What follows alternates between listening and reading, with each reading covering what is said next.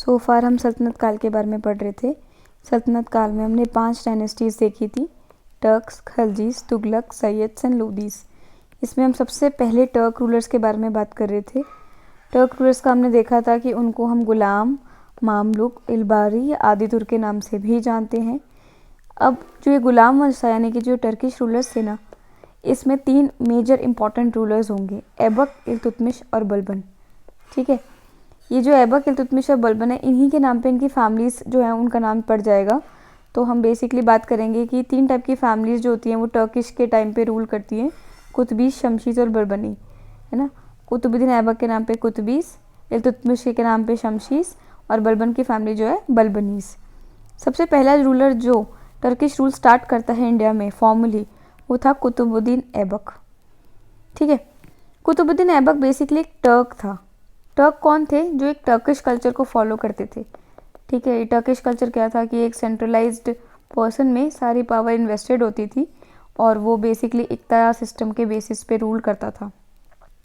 तो ये एक टर्क था और इसको मोहम्मद घोरी ने गजनी के बाज़ार से ख़रीदा था।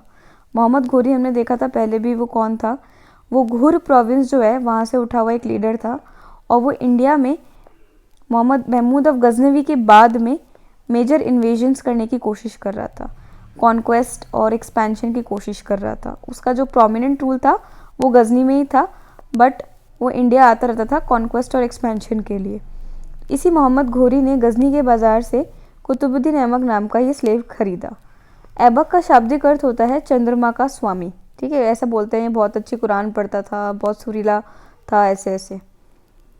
कुतुबुद्दीन ऐबक का हम जीवन देखें तो सबसे पहले इंडिया के रिस्पेक्ट में उसकी बात कर लेते हैं। इंडिया में 1192, ठीक है, ये वो टाइम था जब तराइन युद्ध होता है।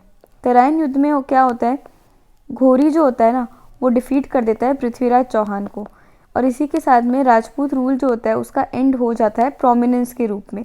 दिल्ली पे से उनका जो प्रोमिनेंट कब्ज़ा था वो हट जाता है और इसके बाद जो है प्रॉपर सल्तनत रूल जो होता है वो दिल्ली पे बिगिन होता है। ठीक है, इसको हराने वाला पृथ्वीराज चौहान को मोहम्मद घोरी ही था। इसके सहयोग में उस टाइम ऐबक आया था मोहम्मद घोरी के साथ में। तो घोरी के सहयोग के रूप में ऐबक 1192 से लेकर 1106 तक मिलिट्री एक्सपीडिशंस ही करता रहता है। ठीक है, सबसे पहले ऐबक को एक नायक का पद दिया जाता है। नायक बेसिकली आपको सोल्जर के रूप में अपॉइंट किया जा रहा है। ठीक है, उसके बाद इसको मोहम्मद घोरी अमीर खाखुर बना देता है ना। ये एक इम्पॉर्टेंट पोस्ट है, अश्वशाला का प्रधान, क्योंकि उस टाइम पे हॉर्सेस बहुत इंपॉर्टेंट होते थे बैटलफील्ड के लिए, तो ये अश्वशाला का प्रधान एक इम्पॉर्टेंट पोस्ट थी। फिर उसके बाद इसको बना देता है सेनापति, और सेनापति के रूप में ऐबक मोहम्मद घोरी के साथ मिलकर कई सारे मिलिट्री एक्सपीडिशंस को अंडरटेक करता है, जैसे तराइन का युद्ध, अजमेर विद्रोह का दमन, चंदावर युद्ध, रणथंबोर का सीज, अलीगढ़ अभियान, अहिलवाड़ा को लूटना और बुंदेलखंड को जीतना। ठीक है, इन सारे एक्सपीडिशंस के बारे में खुश होकर, है ना, घोरी क्या करता है, उसको 1206 में ऐबक को अपने भारतीय क्षेत्रों का प्रतिनिधि नियुक्त कर देता है कि भाई तू आज के बाद मेरा रिप्रेजेंटेटिव है, क्योंकि उसको तो घोरी को तो वापस कहाँ है, उसको गजनी जाना पड़ेगा, क्योंकि गजनी उसकी मेन कैपिटल है। इंडिया तो एक उसका आउटपोस्ट है, आउटवर्ड एक्सपेंशन है, मेन तो उसका गजनी है, तो वो तो गजनी जाएगा, पर यहाँ के क्षेत्रों को ठीक रख रखाव करने के लिए वो ऐबक को अपॉइंट कर देता है। ऐसा कहना है मिनाजी सिराज हिस्टोरियन का, लेकिन इसको खंडित करते निज़ामी हिस्टोरियन बोलते हैं नहीं, ऐसा नहीं था, ऐबक को अपॉइंट नहीं किया था घोरी ने ऑफिशियली। इन दोनों की आपस की बात है, इस पर हमें इतना लोड नहीं लेना। ठीक है, हम ये देख लेते हैं कि बेसिकली मेजर कंसेंसस यही है कि 1206 में ऐबक को अपना सक्सेसर बना के घोरी जो है वो गजनी की तरफ वापस चला जाता है। थोड़ा आप घोरी की बात कर लेते हैं। क्या हुआ था कि मोहम्मद घोरी आता है 1191 में तराइन का युद्ध जो है हारता है, फिर 1192 में वापस युद्ध करता है पृथ्वीराज चौहान के साथ और जीत जाता है। ठीक है, उसके बाद वो क्या करता है, 1192 से लेकर 1206 तक घोरी जो है ऐबक के साथ मिलके मिलिट्री एक्सपीडिशंस करके कई सारे जो प्रांत वगैरह है इंडिया के वो जीतने लगता है। फिर वो 1205 में वापस घोर प्रदेश आ जाता है। ठीक है, गजनी और घोर उसके आसपास वाले एरिया में। फिर वो 1206 में खुक्र एक जाति है, उसके विद्रोह को दबाने के लिए आता है, पर वापस जाते वक्त खुक्र उसको मार देते हैं। ठीक है, उसके मरने के बाद में उसका जो पूरा प्रदेश है 5 पार्ट्स में बट जाता है। ठीक है, उसमें से ऐबक जो है उसको लाहौर वाला पार्ट मिल जाता है। ठीक है, अब ये बात कर लेते हैं कि अब ऐबक जो है वो रूलर बन गया है, 1206 में क्यों? क्योंकि मोहम्मद घोरी की क्या हो गई है, डेथ हो गई है। ठीक है, वो घोर प्रदेश जा रहा था, उसमें खुकरों ने उसको मार दिया। तो अब ऐबक एक स्लेव था और स्लेव जो थे ना उनको अलाउड नहीं था कि वो रूलर्स बन जाए। जब तक वो स्लेव है तब तक वो रूलर नहीं बन सकता। अब क्योंकि ऐबक स्लेव था और उसका रूल स्टार्ट हो रहा है इंडिया में, है ना, वही एक बेसिकली टर्किश रूल की नींव डाल रहा है, इसलिए हम इस वंश को क्या बोल देते हैं, गुलाम वंश। क्यों? क्योंकि ऐबक क्या था, स्लेव था और एक रूल स्टार्ट कर रहे हैं इंडिया में। बट वो स्लेव है इसलिए वो रूलर की उपाधि क्लेम नहीं कर सकता। तो 1206 में जब अभिषेक और अपना राज्याभिषेक करवाता है ना ऐबक, तो सुल्तान की उपाधि धारण ही नहीं करता, ना वो सिक्का चलवाता है ना खुतबा पढ़ता है। खुतबा बेसिकली उसका एक ऑफिशियल ऑर्डर होता है जो ऐसे मान्यता देता है कि हाँ ऐबक अब रूलर है इस एरिया का। ठीक है, तो वो तीनों ही चीज़ें नहीं करता है। क्यों? क्योंकि वो स्लेव था, उसने सोच रखा था जब तक मैं फ्री नहीं हो जाऊंगा तब तक मैं सुल्तान की उपाधि धारण नहीं कर पाऊंगा। 1208 में क्या होता है, गजनी का जो है एक नया रूलर बनता है। ठीक है, घोरी का उत्तराधिकारी, उसका नाम था घियासुद्दीन मोहम्मद। ये जो घियासुद्दीन मोहम्मद है ये ऐबक को खिल्लत भेज देता है। खिल्लत मतलब होता है एक लाल कपड़ा, और वो लाल कपड़ा तब भेजा जाता है जब जो है सामने वाला सुल्तान जो है वो आपको लेजिटिमेसी दे रहा है। ठीक है, तो बेसिकली गजनी का जो ये उत्तराधिकारी होता है घियासुद्दीन मोहम्मद, ये दासत्व से मुक्त कर देता है ऐबक को, स्लेवरी से फ्री कर देता है और खिल्लत भेज देता है, लाल कपड़ा भेज देता है कि ब्रो रूल कर ले अब तू इंडिया पे। ठीक है, अभी दासत्व से मुक्त करने के लिए कुछ सिम्बॉलिकली चीज़ें भेजी जाती थी जो सिग्निफाई करती है कि अब तू फ्री हो चुका है, तू स्लेव नहीं है। ठीक है, जैसे फरमान भेजा जाता था, एक सिंहासन भेजते थे कि भाई इस पर बैठ जाओ और ये सिम्बॉलिक है कि तू अब सुल्तान बन सकता है। सुल्तान की पदवी उपाधि भेजी जाती थी एक तरीके से, लाल छत्र भेजा जाता था, एक पताका भेजी जाती थी और एक नक्कारा, बेसिकली नगाड़ा टाइप में, ये 5-6 चीज़ें भेजी जाती थी। ठीक है, स्लेवरी से तो मुक्त हो गया पर उसे अभी खलीफा से लेजिटिमेसी नहीं मिली थी, क्योंकि खलीफा अलग है, मुस्लिम समाज का जो ये हेड होता है ना वो अलग होता है।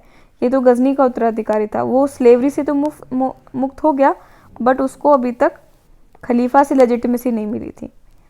अब ऐबक के खिलाफ 3 चुनौतियां थीं, वो थे 3 उत्तराधिकारी घोर के, मोहम्मद घोर के।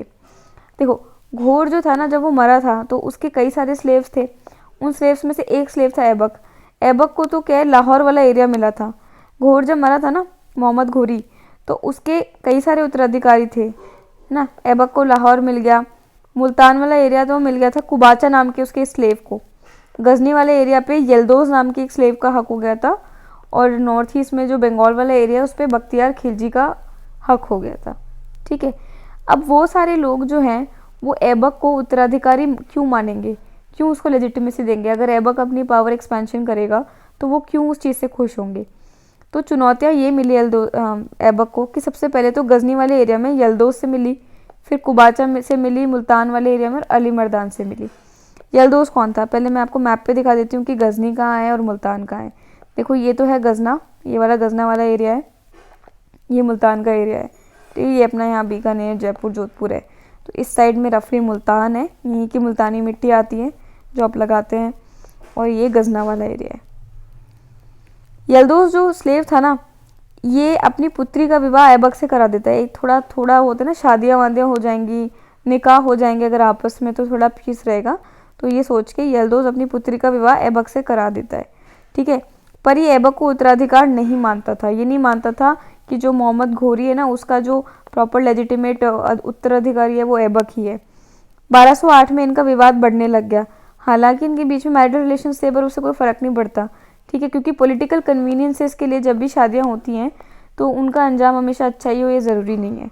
1208 में जब विवाद बढ़ा तो ऐबक ने गजनी पर अधिकार किया और जनता की मदद से यल्दोज वापस आ गया। लेकिन ठीक है, ऐबक ने गजनी को अटैक कर दिया था, यल्दोज को हटा दिया, पर जनता का सपोर्ट था तो यल्दोज वापस आ गया। ऐबक उसका कुछ भी नहीं बिगाड़ पाया।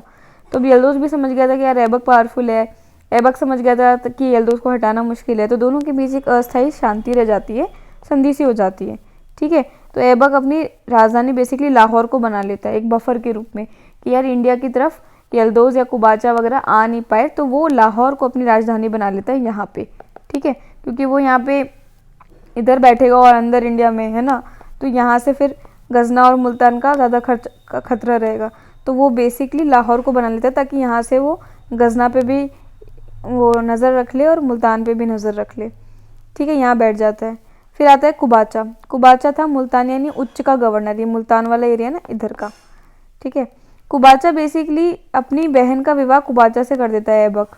देखो यल्दोज में तो क्या था, पुत्री का विवाह ऐबक से किया था, यानी यल्दोज ऐबक का ससुर था, और कुबाचा जो होता है ना, वो क्या हो जाता है, ऐबक का जीजा हो जाता है। अपनी बहन का विवाह कुबाचा से कर देता है। तो इनके बीच में शांति बनी हुई थी, इतनी कोई प्रॉब्लम वाली बात थी नहीं। तीसरा आता है अली मर्दान। अब हमें ये पता था कि बख्तियार खिलजी जो था उसका रूल था कहाँ पे, बंगाल वाले एरिया में, ठीक है। ये कैसे आया था, ये बेसिकली ऐबक का ही सेनापति था, ठीक है। ये वही बख्तियार खिलजी था, वही इनफेमस बख्तियार मूर्ख खिलजी जिसने नालंदा और विक्रमशिला को जलाया था।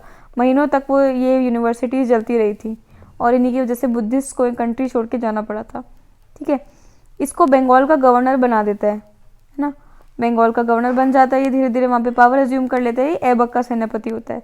इस बख्तियार खिलजी को अली मर्दान नाम का एक बंदा होता है, वो मार देता है, ठीक है।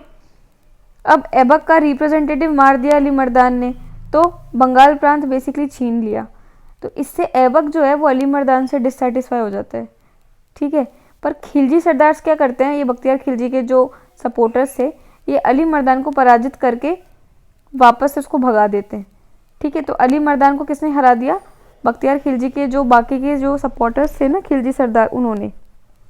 अब आपको पता होगा कि हमने पढ़ा था कि अलग अलग रेसेस के लोग एग्जिस्ट कर रहे थे, खिलजीज भी थे, तुगलक्स भी थे और टर्क्स भी थे। तो इसमें खिलजी सरदारों का रूल था ये, ठीक है। अभी कंफ्यूज मत होना, आप पहले वाली वीडियो देख सकते हैं इसके बीच में डिस्टिंक्शन को लेके। अब अली मर्दान क्या करता है, भाग के ऐबक के पास चले जाता है ना, ऐबक के सामने अपना नतमस्तक हो जाता है। अब ऐबक को भी पता था कि जो ये खिलजी सरदार है ना, ये मेरे वफादार नहीं हैं अब, ठीक है। बख्तियार खिलजी तक तो ठीक था, पर ये लोग मेरे वफादार नहीं हैं, अब मुझे अपना एक बंदा चाहिए। और वैसे भी अली मर्दान अब झुक ही रहा था, तो ऐबक एक्सेप्ट कर लेता है उसकी मदद करने के लिए, और कैमाज रूमी के नेतृत्व में सेना भेजता है बंगाल, और खिलजी सरदारों को डिफीट करता है, और बंगाल को सल्तनत का इक्ता बना देता है। इक्ता क्या होता है, इक्ता बेसिकली वो ज़मीन होती है जो बेसिकली डायरेक्टली सल्तनत के अंदर आती है। जैसे हमारे भी कंट्री इंडिया है, उसमें डिफरेंट डिफरेंट स्टेट्स बटे हुए हैं, पर सारे स्टेट्स मिलके इंडिया बनाता है। वैसे ही जो सल्तनत होता है उसको डिफरेंट डिफरेंट पार्ट्स में, प्रोविंसेस में बांट देते हैं, उनको इक्ता बोलते हैं, और उस पर एक इक्तेदार नियुक्त कर देते थे। तो सल्तनत का इक्ता बना लेता है किसको, ऐबक बंगाल को, और अली मर्दान को वहाँ पे अपॉइंट कर देता है। तो ये 3 चुनौतियाँ थी, और इसका इस तरीके से ना ऐबक ने एक तरीके से बैलेंस बनाया हुआ था कि यहाँ पे मैरिटल रिलेशंस बना दिए दोनों से, यल्दोज और कुबाचा से, और अली मर्दान को वापस से स्थापित कर दिया। तो एक इंट्रिकेट बैलेंस बनाया हुआ है ऐबक ने, ताकि कुछ बिगड़े ना, ख़राब ना हो पावर। लेकिन वो कंसोलिडेट अभी तक नहीं कर पाया, उसने बस ये देख लिया कि भाई मोहम्मद घोरी जो उसके लिए प्रोविंसेस छोड़ के गया था वो उससे ना लुटे हों। 1210 में क्या होता है, चौगान खेलते वक्त ऐबक जो होता है घोड़े से गिर जाता है और मर जाता है। इससे पहले कि वो और कुछ कंसोलिडेशन करता है, उससे पहले वो भगवान को प्यारा हो जाता है, यानी अल्लाह को प्यारा हो जाता है। कल्चरल अचीवमेंट्स देख लेते हैं। इस टाइम में, ऐबक के टाइम में, एक प्रोमिनेंट हिस्टोरियन होता है जो अपनी किताब लिख रहा होता है, उसका नाम था हसन निज़ामी, ठीक है। इसकी किताब है ताज उल मुआसिर, यानी कि कारनामों का ताज। ये एक अरबी और फारसी भाषा में लिखी हुई ब्यूटीफुल बुक है, ठीक है। अब ये आप लैंग्वेज के बारे में मैं बता देती हूँ थोड़ा सा आपको। अरबी जो थी वो मुस्लिम्स की ऑफिशियल भाषा है, ठीक है, इस्लाम की ऑफिशियल रिलीजियस भाषा है। और फ़ारसी जो है वो इसलिए है क्योंकि वो जो एरिया, जैसे अगर अब जो मुस्लिम्स ईरान में आके रहेंगे तो वहाँ की जो लोकल लैंग्वेज है, ठीक है, वो और अरेबिक में जो भी इंटरचेंज होगा उससे जो ब्यूटीफुल भाषा निकलेगी उसको हम क्या बोलते हैं, फ़ारसी। तो फ़ारसी जो थी वो पर्शियंस की नेटिव लैंग्वेज थी, और अरबी जो थी वो मुस्लिम्स की रिलीजियस लैंग्वेज थी। इन दोनों का एक ब्यूटीफुल मिश्रण यूज़ करके ताज उल मुआसिर को लिखा है हसन निज़ामी में।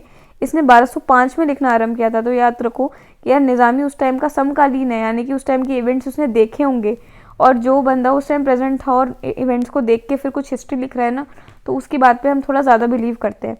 इसने 1192 से लेकर 1228 तक का इतिहास लिखा है, और ये प्रथम ऐतिहासिक ग्रंथ है जो मुस्लिम इतिहास के आरंभ का वर्णन करती है कि हाँ, मतलब मुस्लिम हिस्ट्री जो है इंडिया में बिगिन हो रही है, इसका वर्णन करती है। ये पहली बुक थी इसकी, ताज उल मुआसिर हसन निज़ामी की, ठीक है। अब ऐबक मर गया, उसके बाद हमने पढ़ा था कि कुतुबी जो वंश था, यानी जो कुतुबुद्दीन ऐबक ने स्टार्ट किया है कुतुबी वंश, कुतुबी फैमिली, उसके 2 रूलर से, एक तो कुतुबुद्दीन ऐबक खुद था जो मर गया अब तो 1210 में चौगान से खेलते वक्त घोड़े से गिर के, और दूसरा उसका रूलर आता है आरम शाह। ठीक है, ऐबक की जब मृत्यु हो जाती है उसका कोई पुत्र नहीं होता, तो जो आमिर वर्ग होता है, मैं आगे बताऊंगी आमिर वर्ग कौन था, ये आरम शाह को शासक घोषित कर देते हैं कि आरम शाह हमारा नेक्स्ट रूलर है, इसके लक्षण ठीक दिख रहे हैं हमें तो। ठीक है, पर आरम शाह थोड़ा वीक रूलर था। अब इसकी कमजोरी का फायदा उठाते क्या करते हैं, अली मर्दाना को कुबाचा रिवोल्ट कर देते हैं। अली मर्दान तो बोल देते हैं मैं स्वतंत्र हूँ, बंगाल है वो कोई एकता नहीं है, वो कोई एकता, कोई टैक्स नहीं देगा, कुछ नहीं देगा, मैं अपना स्वतंत्र रूप से रूल करूँगा। कुबाचा जो होता है वो युद्ध अभियान के लिए निकलने लग जाता है कि अब तो हम जो है लाहौर पे भी कब्जा कर लेंगे, इंडिया को पूरा ही ले लेंगे, कुबाचा ये सोचने लग जाता है। तो बेसिकली ऐबक ने जो पूरा की पूरा बैलेंस बना रखा था ना, वो अंडू होने लग जाता है। अब आमिर वर्ग को चिंता हो जाती है कि क्या करें क्या करें। ठीक है, तो वो क्या करते हैं, आमिर इल्तुतमिश को इनवाइट कर लेते हैं इंडिया पे रूल करने के लिए, मतलब लाहौर पे बेसिकली। इल्तुतमिश कौन था, ये बदायूं का गवर्नर था। बदायूं आई थिंक ये यूपी में जगह है, यूपी या बिहार में। गवर्नर ऑफ बदायूं था और ऐबक का दामाद था। इसको बुला लेते हैं। ठीक है, हरियाणा में जूद का युद्ध होता है इल्तुतमिश और आरम शाह के बीच में, है ना, क्योंकि आरम शाह योग्य है, उसको हटाएगा तो इल्तुतमिश को लड़ना पड़ेगा। इस जूद के युद्ध में इल्तुतमिश जीत जाता है, आरम शाह की मौत हो जाती है। इल्तुतमिश यहीं से रूलर बन जाता है। तो इसी के साथ में हमारा शमशी डायनेस्टी जो है उसका रूल इंडिया पे स्टार्ट हो जाता है। इसी शमशी डायनेस्टी को हम इलबारी डायनेस्टी भी कहते हैं, क्योंकि ये जो इल्तुतमिश था ना, ये इलबारी टर्क था, इलबारी वाले एरिया से आया हुआ तुर्क था।